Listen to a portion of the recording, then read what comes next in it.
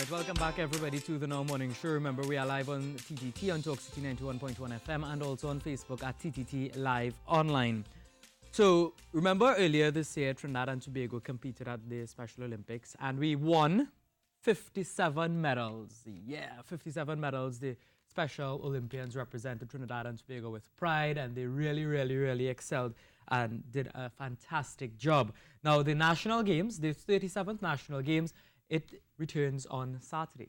Yes. And we have with us this morning Miss Anjana Downs, who is a member of the board of the Special Olympics Committee. Good morning and welcome. Good morning. Thank you for having me. So are we still excited and reeling in the joy of those 57 medals? Yes, the athletes are actually many celebrities of their own. Mm-hmm.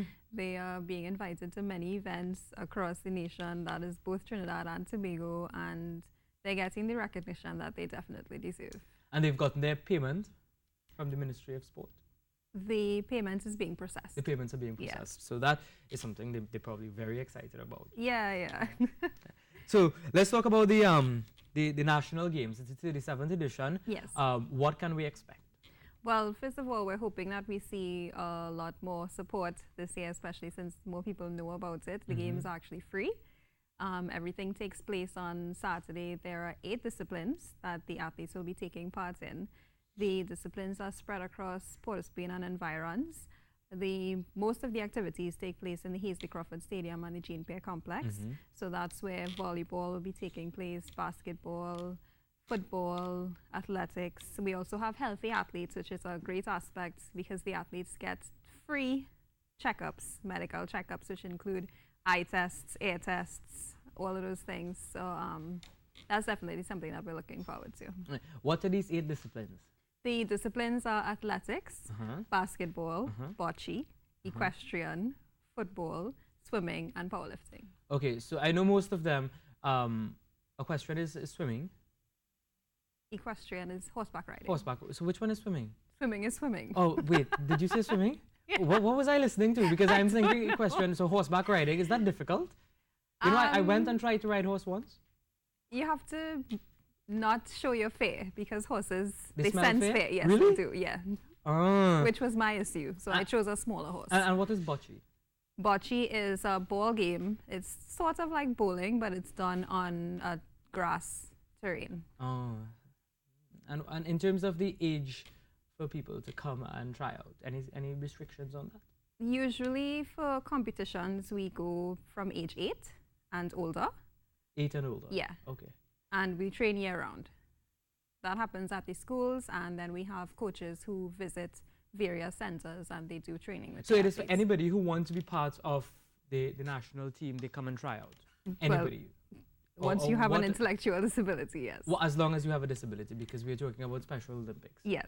So when you say intellectual disability, so for people who don't know, what are the intellectual disabilities that you would probably look for? The more common ones that people may know about would be like Down syndrome, ADHD, autism, dyslexia, anything that affects the way that a person is able to learn, that would be termed as an intellectual disability. Yeah, so it's not a physical disability per se. Not necessarily. No. But does it also include physical disabilities? Well, you could tell like somebody has Down syndrome, you would know because you would see it on their face, but it's not a defining factor of an intellectual disability. Okay. So what are the tests that you put these athletes through? Tests for what? To make What kind of sure, tests? you know, some people might claim to be There's a process that you have to go through through the medical system. Medical system. Yeah, where you get to see a doctor and the doctor would proclaim that you have a disability. And there are different classes? Are there different classes? It depends on the disability, yes. So for example, with autism, there's a spectrum. So you could be on one end of the spectrum, you could be high functioning, but then on the other end, you could be low functioning, and there's all in between.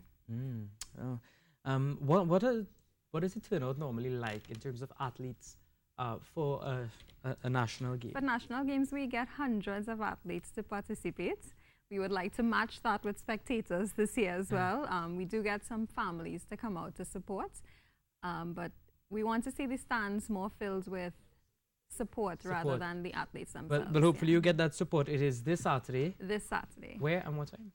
The event starts at 9 To get a full list of the events and the locations, you could visit the social media pages. The handle is Special Olympics TT. So people can check out that to get more information.